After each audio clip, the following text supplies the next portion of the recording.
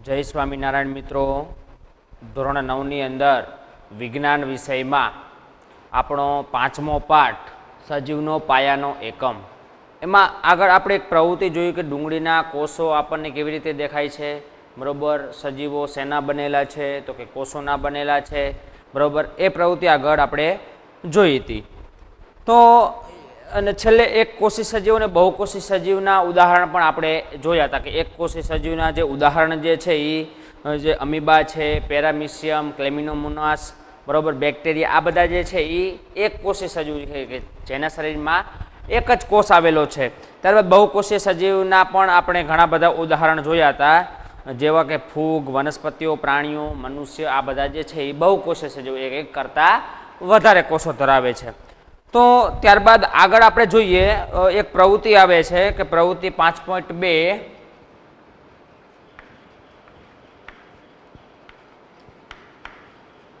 શું કહે છે પ્રવૃત્તિ કે આપણે જુદા જુદા કદના પર્ણના આવરણ કે સ્તર, જુદા જુદા કદના પર્ણના આવરણ, પર્ણ એટલે પાંદડું, પાંદડાના આવરણ, એનું એક નાનું એવું પડ, નાનું એવું સ્તર, આવરણ, બરાબર, એ ડુંગળીના મૂળાગ્ર કે ડુંગળીના પટલને લઈને હંગામી આસ્થાપન કરવાનો પ્રયત્ન કરીએ. કે ચાલો ઉપરયુક્ત પ્રવૃત્તિ કર્યા બાદ આપણે નીચે આપેલા પ્રશ્નોનો ઉત્તર આપીએ કે આ પર્ણ હોય, જુદા જુદા કદના પર્ણ, જુદા જુદા કદ, એવા પાંદડાઓ લઈ એના આવરણ લઈ અને એનું આપણે અવલોકન કરવાનું છે. શેમાં? સ્લાઇડ તૈયાર કરી અને સૂક્ષ્મદર્શક યંત્રમાં અવલોકન કરીએ તો શું આપણને શું જોવા મળે છે. તો એ પ્રશ્નોના જવાબ આપણે આપવાના કે શું બધા કોષો કદ અને આકારમાં સમાન છે, કે જેટલા પણ આપણે અંદર કોષ જોયા એ બધાય કોષોના કદ એક સરખા છે, કોઈ નાના છે, કોઈ મોટા છે, એ કદ છે. બરાબર, બધાય કદ સરખા છે. શું બધાય કોષનો આકાર સમાન હોય? આ પહેલો પ્રશ્ન. તો બીજો પ્રશ્ન છે શું બધા કોષોની સંરચના સમાન છે? એક જ સંરચના ધરાવે છે. આપણે ડુંગળીના કોષની સંરચના કેવી હતી? એ ડુંગળીના કોષ આપણને કેવા દેખાતા હતા? તો કે આવા દેખાતા હતા.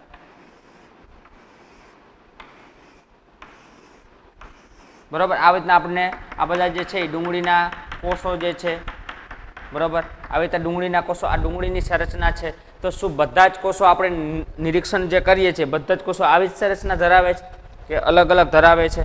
ત્યારબાદ ત્રીજો પ્રશ્ન છે કે વનસ્પતિ દેહના વિભિન્ન ભાગોના કોષો વચ્ચેની ભિન્નતા પારખી શકાય છે? કે વનસ્પતિના અલગ અલગ ભાગો, ડાળખીનો ભાગ લો, થડનો ભાગ લો, મૂળનો ભાગ લો, બરાબર, એ અલગ અલગ ભાગો, હવે અલગ અલગ ભાગના અલગ અલગ કોષો હોય ને, મૂળના અલગ કોષો, થડના અલગ કોષો, ડાળખીના અલગ કોષો, બરાબર, એ વચ્ચેની ભિન્નતા પારખી શકાય છે. એ વચ્ચે શું અલગતા દર્શાવે, શું અલગ છે એ આપણે દર્શાવી શકીએ છીએ. ત્યારબાદ ચોથો પ્રશ્ન છે આપણે શું સમાનતા જોવું, અને બધા જેટલા કોષોનું આપણે નિરીક્ષણ કર્યું એ બધા એમાં સરખું શું જોવા મળે છે? તો જોઈએ કે કેટલાક સજીવો વિભિન્ન પ્રકારના કોષો પણ ધરાવે છે, કે એવા પણ કેટલાક સજીવ છે કે આ પ્રશ્નને અનુસરીને બધાના એક કોષો સમાન કદના નથી, પણ કેટલાક સજીવો વિભિન્ન પ્રકારના કોષો ધરાવે છે, અલગ જ પ્રકારના કોષો ધરાવે છે. તો નીચે આપેલી આકૃતિ નિહાળો તે માનવ શરીરના કેટલાક કોષોનું નિરૂપણ દર્શાવે છે. કે આજે તમારી પાસે ટેક્સ્ટ બુક લઈને બેઠા છો તો ટેક્સ્ટ બુકની અંદર આપણને માનવ શરીરના વિવિધ કોષો દર્શાવેલા છે. તો બધા શું કોષો એક સરખા છે? જો સરળ સ્નાયુ કોષ આપેલા છે કે આપણા હાથ અને પગના જે સ્નાયુ છે એના કોષ કેવા છે, એનો આકાર કેવો છે. ત્યારબાદ રુધિર કોષો, આપણું લોહી છે, લોહીના કોષો કેવા છે. ત્યારબાદ આપણે પેશી છે, ચેતાપેશી, એ ચેતાપેશીનો કોષ કેવો આકૃતિ ધરાવે છે, કેવી સંરચના ધરાવે છે એ દર્શાવેલી છે. ત્યારબાદ અંડકોષ શું છે, શુક્રકોષ કેવા છે, અસ્થિ એટલે આપણા હાડકા, અસ્થિકોષ કેવા છે, મેદકોષ આપણા શરીરમાં જે ચરબી છે એ ચરબી કોષ કેવો છે. જો અલગ અલગ આકૃતિ આપણને દર્શાવે કે આ બધા જ કોષો પોતાના અલગતા દર્શાવે છે. આ કોના ખાલી આ જે કોષો દર્શાવેલા છે એ ખાલી કોના કોષો દર્શાવેલા છે? તો કે એ ખાલી માનવ શરીરના વિવિધ કોષો, આપણા માનવ શરીર એટલે કે આપણે મનુષ્ય, એના શરીરમાં જે અલગ અલગ કોષો આવેલા છે એ દર્શાવેલા, ખાલી માનવના. કે માનવમાં જો આટલા પ્રકારના અલગ અલગ કોષો દર્શાવેલા છે તો એવી રીતે વનસ્પતિમાં પણ, પ્રાણીઓમાં પણ એવા કોષો હશે ને અલગ અલગ, બરાબર, કે જે દર્શાવેલા છે કે બધાની સંરચના અલગ છે, બરાબર, બધાના કોષો અલગ છે એ દર્શાવેલા છે. તો જુઓ એની અંદર શું કહેવા માંગે છે આગળ કે તેઓના વિશિષ્ટ કાર્યને સંબંધિત કોષોનો આકાર અને કદ હોય છે, તેમના કાર્યને અનુલક્ષીને. આ બધા જ કોષો એક સરખું કાર્ય કરતા નથી. હવે હાથ અને પગના સ્નાયુઓ હોય, હવે એના કોષો તો કે આપણે એને કામ કરવા માટે કાર્યનો ઉપયોગ કરીએ, હાથનો પગનો આપણે ચાલવા માટે ઉપયોગ કરીએ છીએ, તો એ પ્રમાણમાં એના કોષો કામ કરતા હોય. બરોબર. રુધિર તો કે આખા શરીરમાં રુધિર લોહીનું પરિભ્રમણ કરવા માટે. બરોબર. તો એવી રીતે બધા જ ના કોષો અલગ અલગ કાર્ય છે અને એનો આકાર પણ અને કદ પણ. તો કેટલાક કોષો અમીબાની જેમ આકાર બદલતા રહે છે. તો આપણા શરીરમાં એવા પણ કેટલાક કોષો છે કે જે અમીબા જોયું હતું, અમીબા સતત ને સતત પોતાનો આકાર બદલે. આપણે કીધું હતું બરોબર કે અમીબા જે છે એ એક કોષી સજીવ છે. હવે આ જે એક કોષી સજીવ છે બરોબર, એ સતત પોતાનો આકાર બદલ્યા કરે છે. હવે આકાર બદલ્યા કરે તો કોષો એના પણ બદલે. તો હવે આપણા શરીરમાં પણ એટલે એવા કેટલાક કોષો જે છે એ અમીબાની સમક્ષ જે પોતાનો આકાર બદલે છે. તો કેટલાક કિસ્સાઓમાં કોષનો આકાર ઓછા વધતા અંશે નિયત પ્રકારના કોષો માટે નિયત હોય છે. દાખલા તરીકે ચેતાકોષો લાક્ષણિક આકાર ધરાવે છે, કે ઓછા વધતા અંશે નિયત પ્રકારના કોષો માટે નિયત હોય. અમુક કોષ નિયત જ હોય આખો, કે એની રચના એ પ્રકારની જ હોય. એના ઉદાહરણ તરીકે આપેલું છે શું? ચેતાકોષો.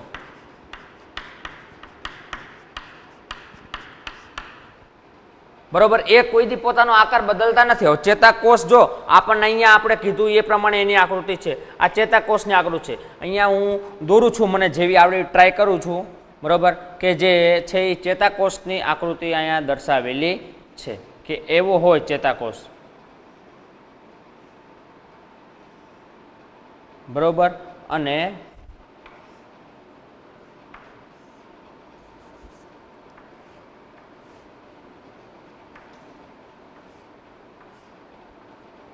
આવી જે છે એ ચેતાકોષની આપણને સંરચના દર્શાવેલી જે છે, ચેતાકોષની સંરચના દર્શાવેલી છે આપણને. તો આ જે છે આનો નિયત આકાર છે. આ કોઈ દી પોતાનો આકાર બદલતું નથી. બરોબર. આ જે છે એ ચેતાકોષની આકૃતિ છે. વચ્ચે જે આવેલું છે એ કોષ કેન્દ્ર આવેલું છે. બરોબર.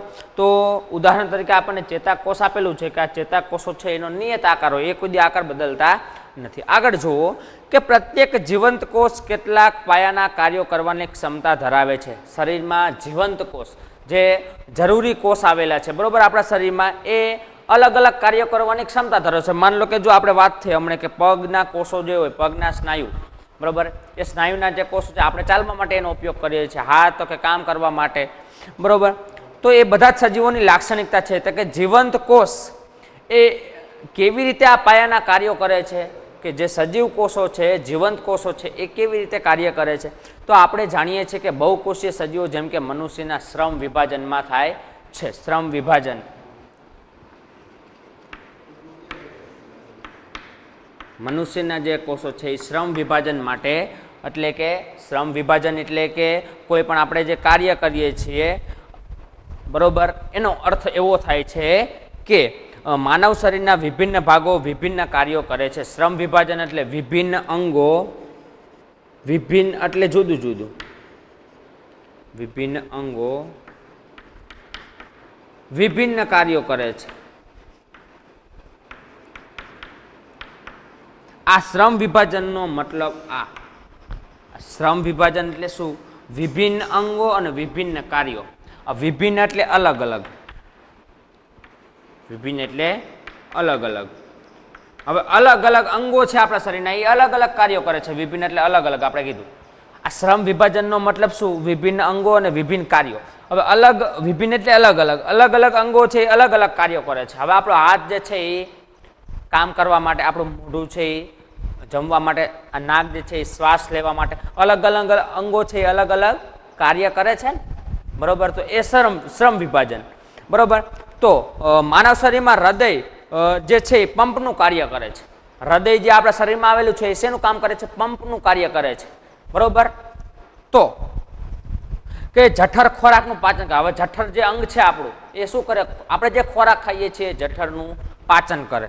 ત્યારબાદ વગેરે. તેવી જ રીતે એક કોષીયમાં પણ શ્રમ વિભાજન જોવા મળે છે.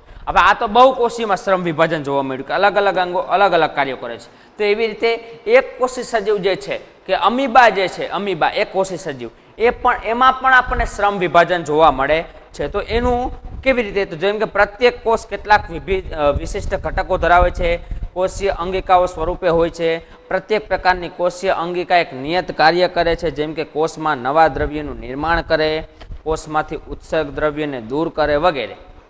શ્રમ વિભાજન જે છે એ કોષમાંથી શું ઉત્પન્ન થાય? જેમાંથી એક કોષ જ છે અમીબામાં, બરોબર, એમાંથી કોષ અંગિકાઓ વિકસે. અમીબાની વાત કરું છું, એક કોષી સજીવનું. તો જે શું છે, કોષમાંથી કોષ અંગિકાઓનો વિકાસ થાય અને આ અંગિકાઓ અલગ અલગ કાર્ય કરવા માટે સક્ષમ હોય. અલગ આ કોષ અંગિકાઓ, ઘણી બધી કોષ અંગિકાઓ આમાંથી વિકસે અને બધી કોષ અંગિકાઓ અલગ અલગ કાર્ય કરે છે.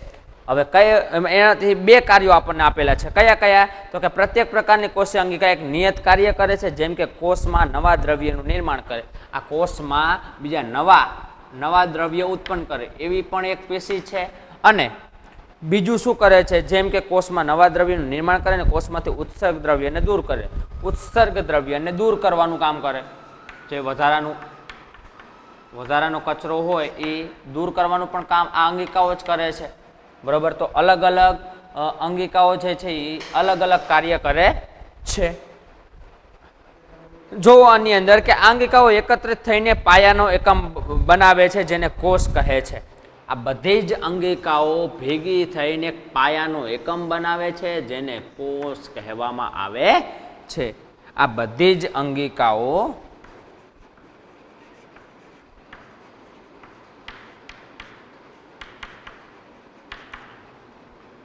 ભેગી થઈને પાયાનો એકમ બનાવે છે. પાયાનો એકમ એટલે કે કોષ. બધી જ અંગિકાઓ જે છે એ ભેગી થાય, કેમ કે કોષમાંથી જ વિકસન પામેલી બધી અંગિકાઓને ભેગી કરો વળી પાછો પાયાનો એકમ બનાવી દે. એને શું કહેવામાં આવે છે? કોષ કહેવામાં આવે છે.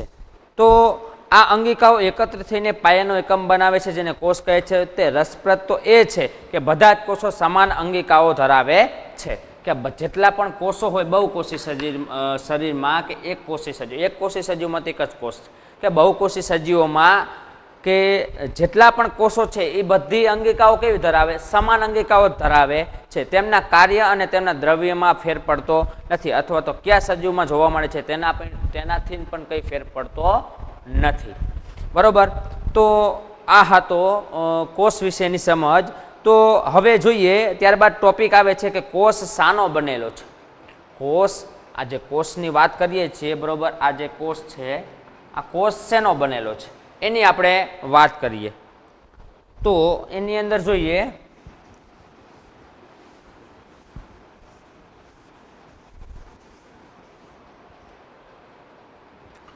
ત્યારબાદનો ટોપિક છે કે કોષ શેનો બનેલો છે.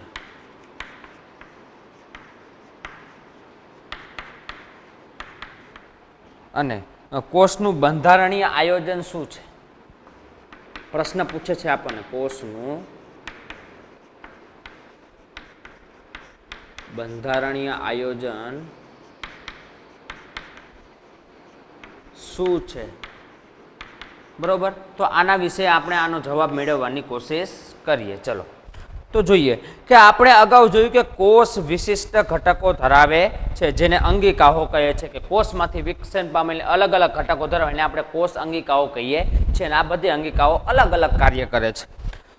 તો જો કોષનું આયોજન કેવી રીતે થાય છે, તો જો આપણે કોષનો સૂક્ષ્મદર્શક યંત્ર હેઠળ અભ્યાસ કરીએ તો આપણને પ્રત્યેક કોષમાં મોટે ભાગે 3 લાક્ષણિકતા જોવા મળે છે. કોષની અંદર મોટે ભાગે સૂક્ષ્મદર્શક યંત્રમાં નિરીક્ષણ કરતા આપણને 3 લાક્ષણિકતા જોવા મળે છે. એ 3 લાક્ષણિકતા કઈ? એ 3 લાક્ષણિકતા આ છે: કોષરસ પટલ, ત્યારબાદ કોષ કેન્દ્ર અને કોષ રસ. ત્રણ લાક્ષણિકતાઓ આપણને જોવા મળે છે જો કોષનું આપણે સૂક્ષ્મદર્શક યંત્રમાં નિરીક્ષણ કરીએ. આ ત્રણ વસ્તુ આપણને જોવા મળે, કોષરસ પટલ, કોષ કેન્દ્ર જોવા મળે અને કોષ રસ.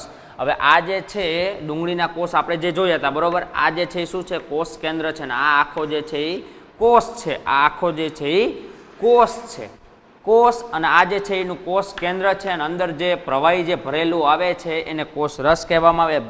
આગળ આપણે બધું જ એના વિશે રેગ્યુલર આગળ ભણવાનું છે. તો આ ત્રણ લાક્ષણિકતાઓ જોવા મળે છે, કોષરસ પટલ, કોષ કેન્દ્ર અને કોષ રસ. આ બધી લાક્ષણિકતાઓને લીધે કોષમાંની બધી પ્રવૃત્તિઓ અને કોષની તેમના પર્યાવરણ સાથે આંતરક્રિયાઓ શક્ય બને છે. ચાલો આપણે જોઈએ તે કેવી રીતે થાય છે કે આ બધી જે લાક્ષણિકતા છે એ કેવી રીતે શું કામ કરે અને કેવી રીતે ગોઠવાયેલી હોય એનું આયોજન આપણે જોઈએ. તો પહેલું આવે છે કોષરસ પટલ અથવા કોષીય પટલ. જો બે નામ છે, આના બે નામ છે એ જોઈએ આપણે.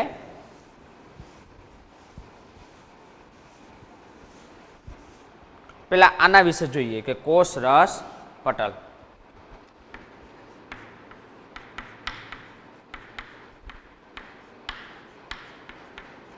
અથવા તો એનું બીજું નામ છે કોષીય પટલ.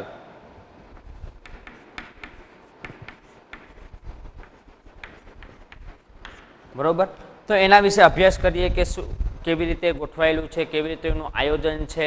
બરોબર, જોઈએ કે કોષનું આ સૌથી બહારનું આવરણ છે. માન લો કે આખો કોષ હોય, માન લો કે આ કોષ છે બરોબર, કે સૌથી બહારનું આવરણ જે હોય આ બહારનું આવરણ છે એનું, એ શું છે કોષરસ પટલ. કે સૌથી બહારનું આવરણ છે તે કોષને તેના બાહ્ય પરિઆવરણથી અલગ કરે છે અને કોષરસ પટલ કેટલાક દ્રવ્યોને કોષમાં પ્રવેશ આપવાની તેમજ કોષમાં બહાર નીકળવાની મંજૂરી આપે છે. કે કોષમાં દાખલ થતા દ્રવ્યો, કોષમાં દાખલ થતા દ્રવ્યો હવે અંદર જવાની અને અંદર જે દ્રવ્યો હોય એને બહાર નીકળવાની મંજૂરી આ આપે છે. કોણ આપે છે? કોષરસ પટલ. કેટલાક દ્રવ્યો છે જે અંદર જવાની અને બહાર જવાની મંજૂરી કોણ આપે? તો કે આ કોષરસ પટલ. આપણને પહેલા જ કીધું કે બાહ્ય આવરણ છે, એ બાહ્ય આવરણ કોષનું બાહ્ય આવરણ. બરોબર, તો આગળ જોઈએ તે કેટલાક અન્ય દ્રવ્યોની ગતિશીલતાને પણ અવરોધે છે. કોકની ગતિ વધારે હોય દ્રવ્યોની તો એ ગતિને અવરોધવાનું પણ કામ કરે છે આ કોષરસ પટલ. આથી જ કોષરસ પટલને પસંદગીમાન પ્રવેશશીલ પટલ પણ કહેવામાં આવે છે. જો આટલા બધા કાર્યો કરે છે એટલે એનું વિશેષ એક નામ આપવામાં આવે છે. વિશેષ નામ શું છે? કોષરસ પટલને પસંદગીમાન પ્રવેશશીલ પટલ.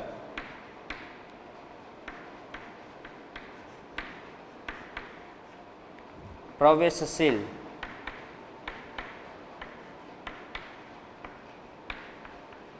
બરોબર, આ જે નામ આપવામાં આવે છે આ એમસીક્યુમાં પૂછાઈ શકે છે કે પસંદગીમાન પ્રવેશશીલ પટલ નીચેનામાંથી કોને કહેવામાં આવે છે? તો કોષરસ પટલ અથવા તો કોષીય પટલ. બરોબર, જોઈએ આગળ કે કોષમાં દ્રવ્યોની ગતિશીલતા કેવી હોય છે, કેવી રીતે દ્રવ્યો કોષમાંથી બહાર જાય છે. આ દ્રવ્યોની ગતિશીલતા અંદર કેવી હોય છે, કેવી રીતે કોષની બહાર જાય છે દ્રવ્યો, એના વિશે ચર્ચા કરીએ. તો કેટલાક દ્રવ્યો જેવા કે કાર્બન ડાયોક્સાઇડ, હવે દ્રવ્ય આપેલા છે દ્રવ્ય તરીકે કોણ? તો કે કાર્બન ડાયોક્સાઇડ એટલે CO2 એટલે કે કાર્બન ડાયોક્સાઇડ. ત્યારબાદ ઓક્સિજન O2 એટલે કે ઓક્સિજન. હવે આમાંથી અંદર જાય બહાર આવે, અંદર જાય બહાર આવે કોષને. બરોબર, આ જે બે દ્રવ્યો જે દર્શાવેલા છે.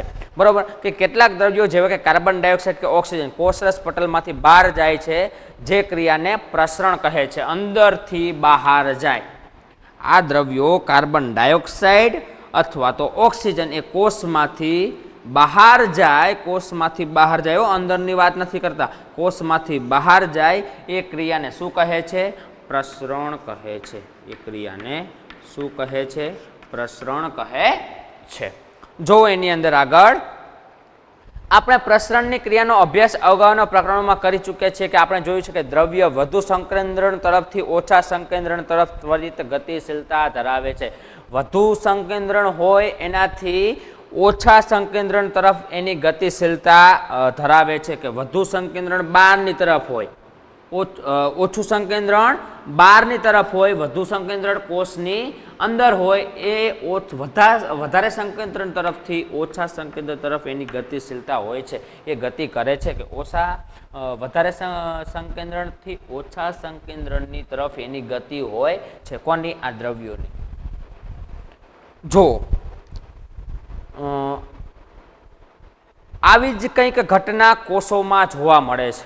આવી જ ઘટના કોષોમાં દાખલા તરીકે જ્યારે કોષમાં CO2 જેવા કેટલાક દ્રવ્યોનું સંકેન્દ્રણ વધે, કોષમાં CO2, આ કોષ જે છે બરોબર, આખો કોષ છે એમાં CO2 નું સંકેન્દ્રણ વધે, CO2 આમાં વધી જાય, કાર્બન ડાયોક્સાઇડ એનું સંકેન્દ્રણ વધે, ત્યારે જે ઉત્સર્ગ દ્રવ્ય છે જેના કોષ દ્વારા નિકાલ જરૂરી છે. હવે આ કોષ, હવે આપણે ઓક્સિજનની જરૂર છે કે કાર્બન ડાયોક્સાઇડની જરૂર છે? આપણે ખબર છે ઓક્સિજનનું જરૂર છે, તો કાર્બન ડાયોક્સાઇડ એનું સંકેન્દ્રણ વધે, એ જો વધે તો એને શું કરવામાં આવે? કોષ દ્વારા નિકાલ કરવામાં આવે, કોષ દ્વારા નિકાલ કરવામાં આવે છે. તો જુઓ એની અંદર જે કોષની બહારના પર્યાવરણમાં કોષમાંના CO2 ના સંકેન્દ્રણની સાપેક્ષે સંકેન્દ્રણ ઓછું હોય છે, ત્યારે CO2 ના આ સંકેન્દ્રણને તફાવતને લીધે કોષોમાંનો CO2 કોષની બહાર નીકળે છે અને જાય છે, જે પ્રસરણ દ્વારા થાય છે. જો કોષની અંદર CO2 નું સંકેન્દ્રણ વધે છે તો અહીંયા એની બહાર, કોષની બહાર આ CO2 નું સંકેન્દ્રણ કેવું હોય છે? CO2 સંકેન્દ્રણ ઓછું હોય છે. હવે આપણે કીધું કે વધારેથી ઓછા તરફ એની ગતિ હોય છે, એટલે આ કોષ શું કરશે? તરત જ CO2 ને બહાર નિકાલ કરશે. બહાર નિકાલ કરશે એટલે એને આપણે શું કહીએ છીએ? પ્રસરણ કહીએ. એ ક્રિયા શેના દ્વારા થાય? પ્રસરણ દ્વારા એ ક્રિયા થાય છે. હવે તેવી જ રીતે O2 કોષમાં પ્રસરણની ક્રિયા દ્વારા જ પ્રવેશે છે. હવે CO2 ની વાત કરી લેતી, હવે ઓક્સિજનની વાત કરીએ. હવે આ ઓક્સિજન છે, ઓક્સિજન જે છે એ પણ પ્રસરણ દ્વારા જ અંદર બહાર જાય છે. કઈ ક્રિયા દ્વારા? પ્રસરણ દ્વારા જ અંદર બહાર જાય છે. તો તેવી જ રીતે O2 કોષમાં પ્રસરણની ક્રિયા દ્વારા જ પ્રવેશે છે, જ્યારે કોષમાં O2 નું સંકેન્દ્રણ ઘટે છે. હવે આમાં O2 નું સંકેન્દ્રણ ઘટે છે, 12 સંકેન્દ્રણ વધુ છે ઓક્સિજનનું. તો હવે આપણે વાત કરી કે એની ગતિ કઈ બાજુ હોય? તો કે વધુ સંકેન્દ્રણથી ઓછા સંકેન્દ્રણ તરફ એની ગતિ હોય છે. એટલે આ ગતિ કેવી છે? આની અંદરની તરફ. સમજો છો? તો એટલે O2 નું સંકેન્દ્રણ ઘટે. આથી પ્રસરણ વાર્તા વિનિમય માટે અગત્યની ભૂમિકા કોષ તેમજ કોષના બાહ્ય પર્યાવરણ વચ્ચે ભજવે છે. કે આ ક્રિયા કોષ વચ્ચે થાય અને કોષનું બહારનું આવરણ, એના વચ્ચે જ આ પ્રક્રિયા થાય છે, પ્રસરણની ક્રિયા. કે વધુ સંકેન્દ્રણ ઓક્સિજનનું બહાર છે, ઓછું સંકેન્દ્રણ ઓક્સિજનનું અંદર છે. એટલે આપણને કીધું કે વધુ સંકેન્દ્રણથી ઓછા સંકેન્દ્રણ તરફ એની ગતિ હોય છે, એટલે આ વધુથી ઓછા તરફ જશે. એટલે એનું કઈ ક્રિયા દ્વારા? પ્રસરણની ક્રિયા દ્વારા. જો આગળ કે પાણી પણ પ્રસરણના નિયમોને અનુસરે છે. હવે આ તો વાયુની વાત કરી લીધી, CO2 વાયુ અને ઓક્સિજન વાયુ, આ બે વાયુની વાત કરી લીધી. હવે આ વાયુ સ્વરૂપે, આપણે પ્રવાહી સ્વરૂપે હોય તો કોષ, આપણે જે કોષને પાણીની જરૂરિયાત છે બરોબર, આખા શરીરમાં આપણે જે શ્વાસમાં ઓક્સિજન લઈએ છીએ આખા શરીરને પૂરો પાડે છે. આપણે જે પાણી પીએ છીએ એ પણ આખા શરીરને પૂરું પાડવું, તો એ કોષને પણ પાણી જોઈતું હોય છે બરોબર. આ જે કોષ છે એમાં પણ પાણીની ક્રિયા તો થતી જ હશે ને. તો એ પાણીની વાત કરીએ કે પાણી પણ પ્રસરણના નિયમોને અનુસરે છે. કે આ પ્રસરણના જે પણ નિયમો છે એ આને અનુસરે છે. જોઈએ કે પાણીના અણુઓની ગતિ આવી જ પસંદગીશીલ પ્રવેશશીલ પટલ દ્વારા થાય છે. કે પાણી જે છે એના અંદર જે અણુઓ આવેલા છે એની ગતિ પણ કોના દ્વારા જ થાય છે? આ પસંદગીમાન પ્રવેશશીલ પટલ દ્વારા જ એની મંજૂરી મળે છે. પાણીને અંદર બહાર સંકેન્દ્રણની પ્રસરણ ઘટક બરોબર. તો પસંદગીશીલ પ્રવેશશીલ પટલ દ્વારા જ થાય છે. એટલે કે આ પાણીની જે અવરજવર છે અંદરની બરોબર, એ કોના દ્વારા? એ આના દ્વારા પસંદગીમાન પ્રવેશશીલ પટલ દ્વારા જ થાય છે. આવી જ જો પાણી પણ પ્રસરણના નિયમોને અનુસરે છે, પાણીના અણુઓની ગતિ આવી જ પસંદગીશીલ પ્રવેશશીલ પટલ દ્વારા થાય છે, જેને આશ્રુતિ અથવા અભિસરણ કહે છે. પાણીનું પણ આ પસંદગીમાન પ્રવેશશીલ પટલ દ્વારા અણુઓની ગતિ જ કોના લીધે? પસંદગીશીલ પ્રવેશશીલ પટલ દ્વારા જ થાય છે, એટલે એને આશ્રુતિ શબ્દ આવેલો છે, આશ્રુતિ કહેવાય એને. પાણીની અણુઓની ગતિ પણ કોના દ્વારા? તો કે પસંદગીમાન પ્રવેશશીલ પટલ દ્વારા જ થાય છે, એટલા માટે એને આશ્રુતિ અથવા તો અભિસરણ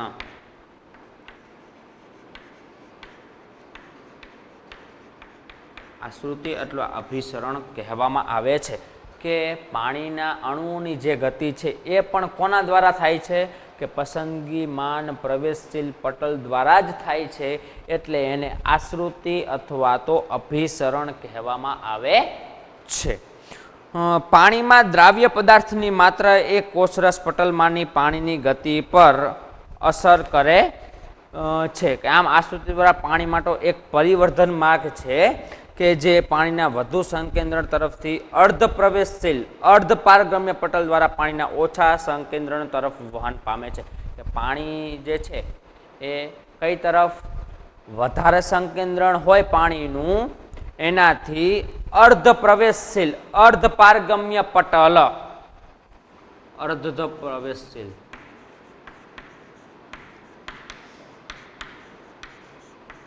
જો મિત્રો એક વસ્તુ યાદ રાખો કે આ બાયોલોજી ચેપ્ટરનો પાઠ છે, એટલે કે અવારનવાર આવા નવા શબ્દો આવી શકે છે આપણી સામે, બરોબર? એટલે એને આપણે સમજવાના છે કે કયા શબ્દને શું કહેવામાં આવે છે. નકર તમને એવું જ લાગશે કે આ પાઠમાં કંઈ ખબર પડતી નથી, બરોબર? કે આવા જે શબ્દો આવે છે. હવે આશ્રુતિ છે, અભિસરણ, તો એ કોને કહેવાય? તો કે જો પાણીના અણુઓની જે ગતિ છે એ પણ કોના દ્વારા થાય છે? તો કે પસંદગીમાન પ્રવેશશીલ પટલ દ્વારા થાય, એને આશ્રુતિ કહેવામાં આવે અથવા તો અભિસરણ. હવે અર્ધ પ્રવેશશીલ પટલ એટલે અર્ધ પારગમ્ય પટલ.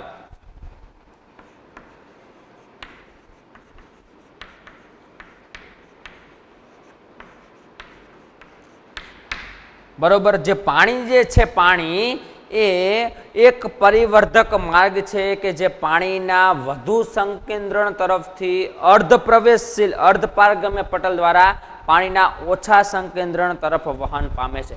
આ પાણી પણ જે છે, પાણી એ પાણીનું વધારે સંકેન્દ્રણ હોય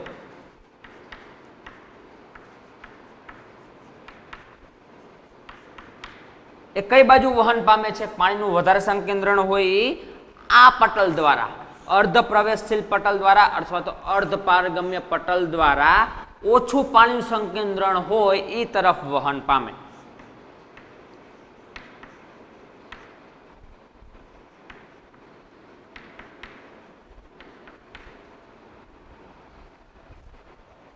પાણીનું જે વધારે સંકેન્દ્રણ છે એ વહન પામે છે કોના દ્વારા? તો કે અર્ધ પ્રવેશશીલ પટલ અથવા તો અર્ધ પારગમ્ય પટલ દ્વારા ઓછા સંકેન્દ્રણ તરફ વહન પામે. પાણી પણ વધારે સંકેન્દ્રણ હોય એનાથી ઓછા સંકેન્દ્રણ તરફ પાણીનું વહન પામે. કોના દ્વારા?